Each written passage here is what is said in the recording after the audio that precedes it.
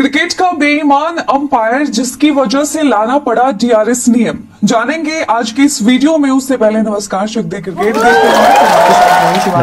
Let's go. Cricket की दुनिया में अंपायरों का निर्णय हमेशा महत्वपूर्ण होता है, क्योंकि एक गलत निर्णय मैच के परिणाम को पूरी तरह से बदल सकता है। विशेष रूप से 1980 और 1990 के दशक में कई बार अंपायरों के फैसले क्रिकेट के परिणाम पर भारी पड़ते थे। इस दौर के सबसे विवादित अंपायरों में से एक नाम स्टीव बकनर का आता है।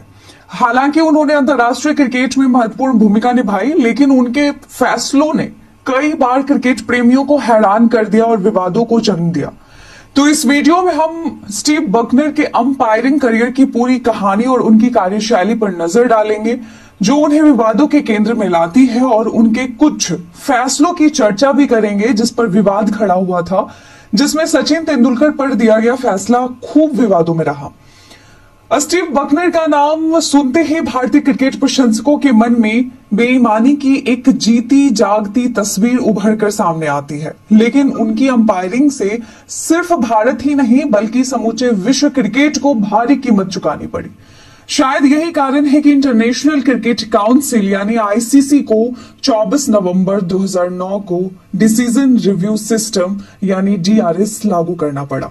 हम अक्सर सोचते थे कि आखिर कोई अंपायर इतने गलत निर्णय कैसे दे सकता है, और इतने सारे गलत फैसलों के बावजूद उन्हें अंपायरिंग करने का मौका क्यों दिया जाता था।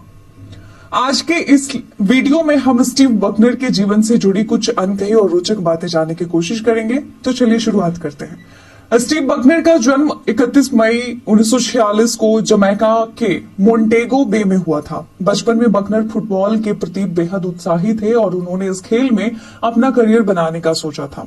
1960 में वो जमैकन पेरिश लीग में गोलकीपर के तौर पर खेले थे। 1964 में बकनर ने ब्राजील के खिलाफ जमैका के लिए गोल किया था, जिससे मैच ड्रॉ हो गया था। इस प्रकार फुटबॉल में अपने योगदान के बावजूद बकनर का नाम बड़े मंच पर नहीं बन पाया और वह क्रिकेट के अंपायर बनने की दिशा में आगे बढ़े। स्टीव बकनर का क्रिकेट से जुड़ाव केवल एक अंपायर के रूप में ही नहीं बल्कि एक शिक्षक और फुटबॉल रेफरी के रूप में भी था। वह हाई स्कूल में गणित के शिक्षक थे और उन्होंने फुटबॉल में रेफरी की भूमिका भी निभाई थी। फुटबॉल में सफलता न मिलने पर उन्होंने क्रिकेट अंपायरिंग को चुना और इस क्षेत्र में कदम रखा और इस क्षेत्र में ही अपना करियर बनाया। स्टीव बकनर ने 18 मार्च 1989 को अपने अंतर्राष्ट्रीय अंपायरिंग करियर की शुरुआत की। यह मैच वेस्टइंडीज और भारत के बीच एंटीगुआ में खेला गया था। इसके बाद बकनर ने अपने पहले टेस्ट मैच में 28 अप्रैल 1989 को वेस्टइंडीज और भारत के बीच सबीना पार्क किंगस्टन में अंपायरिंग की। इसके बाद उनका करियर तेजी से आगे बढ़ा और 1992 में उन्हें ऑस्ट्रेलिया में खेले गए क्रिकेट विश्व कप के लिए अंपायरिंग करने का मौका मिला। उनकी अंपायरिंग की शैली और फैसले तब तक सुर्खियों में आने लगे थे और बकनर ने 1996, 1999, 2003 और 2007 के क्रिकेट विश्व कप फाइनल में अंपायरिंग की, जिससे उनकी प्रतिष्ठा और भी बढ़ी और काफी लोकप्रियता भी मिली। उनके द्वारा लिए गए फैसलों ने कभी कभी आलोचनाओं का सामना किया, लेकिन इसके बावजूद वह अंतर्राष्ट्रीय अंपायरों के एलिट पैनल में बने रहे। स्टीव बकनर को उनके करियर में कई विवादों का सामना करना पड़ा। उनकी अंपायरिंग पर सबसे ज्यादा सवाल तब उठे जब उन्होंने कई ऐसे फैसले दिए जो क्रिकेट प्रशंसकों और विशेषज्ञों के लिए समझ से परे थे। बकनर के निर्णयों के कारण क्रिकेट जगत में कई महत्वपूर्ण विवाद खड़े हुए। सबसे पहला और सबसे बड़ा विवाद था सचिन तेंदुलकर का एलबीडब्ल्यू निर्णय का। जी हाँ, साल 2003 में ब्रिस्बेन में हुए एक मैच में स्टीव बकनर ने सचिन तेंदुलकर को एक विवादास्पद एलबीडब्ल्यू आउट दिया। उस समय जेसन गिलस्पी द्वारा फेंकी गई एक गेंद सचिन के पैड के ऊपर लगकर विकेट कीपर के पास गई थी। इसके बावजूद बकनर ने तेंदुलकर को आउट दे दिया, जो उनके करियर का सबसे विवादास्पद निर्णय माना गया। दूसरा है नासिर हुसैन का एलबीडब्ल्यू। 2000 में इंग्लैंड और पाकिस्तान के बीच फैसलाबाद टेस्ट में बकनर ने नासिर हुसैन को गलत तरीके से एलबीडब्ल्यू आउट करार दिया था। गेंद हुसैन के पैड पर लगी थी, लेकिन उन्होंने बल्ले पर लगे होने की वजह से आउट करार दे दिया। तीसरा है राहुल द्रविड़ का काउट बिहाइंड। 2008 में भारत और ऑस्ट्रेलिया के बीच एडिलेड टेस्ट में बकनर ने राहुल द्रविड़ को काउट बिहाइंड आउट दे दिया, जबकि गेंद उनके बैट से नहीं लगी थी। इस निर्णय ने बकनर की सटीकता पर सवाल उठाए थे। इसके बाद आता है ईशांत शर्मा और एंड्रयू साइमंड्स का विवाद, जो कि 2007-8 में बॉर्डर गावस्कर ट्रॉफी के दौरान हुआ। इस दौरान बकनर ने ईशांत शर्मा की गेंद पर एंड्रयू साइमंड्स को नॉट आउट दे दिया, जबकि रिप्ले में साफ दिख रहा था कि बल्ले का बाहरी किनारा गेंद को लगा था। इस फैसले से विवाद और बढ़ गया। तो इतने विवादित फैसले के बाद भी बकनर क्यों लंबे समय तक अंपायरिंग करते रहे, यह बहुत बड़ा सवाल है। आज भी क्रिकेट प्रशंसकों के मन में होता है। लेकिन 1994 में आईसीसी द्वारा पेश की गई एक नीति थी। इस नीति के तहत प्रत्येक टेस्ट मैच में 2 अंपायर होते थे। दोनों अंपायरों में से एक अंपायर को अंतर्राष्ट्रीय पैनल से चुना जाता था, जो खेल रहे दोनों देशों से स्वतंत्र होता था, यानी वह किसी भी प्रतिस्पर्धी देश का निवासी नहीं होता था। 2002 तक, जब तक आईसीसी ने अंपायरों की नीति में बदलाव नहीं किया, बकनर इस पैनल का हिस्सा रहे। इसके बाद से टेस्ट मैचों में दोनों अंपायर और वनडे में अंपायरों में से एक अंपायर को प्रतिस्पर्धी देशों से स्वतंत्र रखा गया।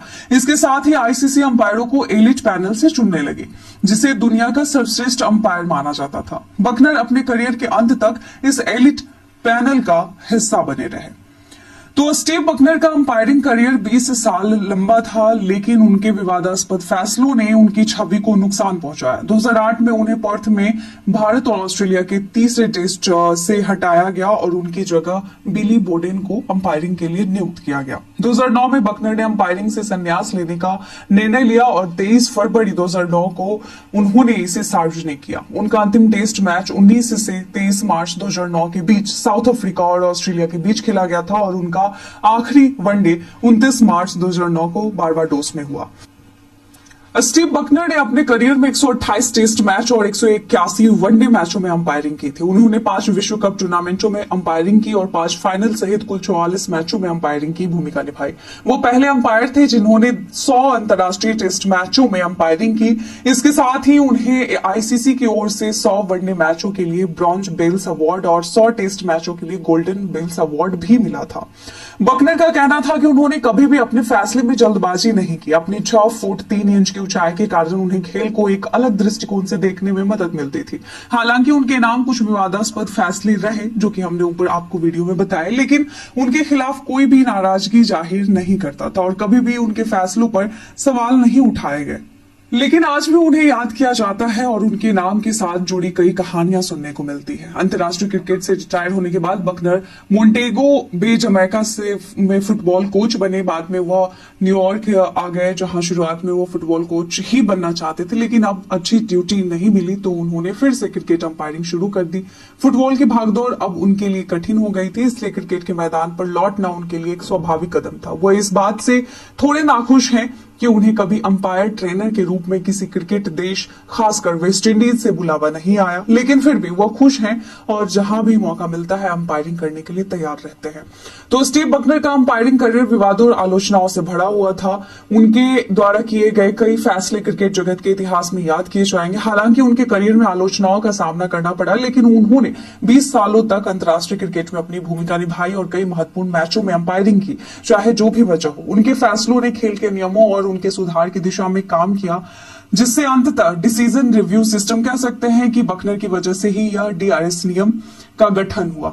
तो उनकी अंपायरिंग के विवादों ने क्रिकेट के खेल को एक नया दृष्टिकोण दिया और भविष्य में अंपायरिंग के सुधार की दिशा में कदम भी उठाए गए। आज भी स्टीव बकनर का नाम क्रिकेट जगत में एक विवादास्पद अंपायर के रूप में लिया जाता है।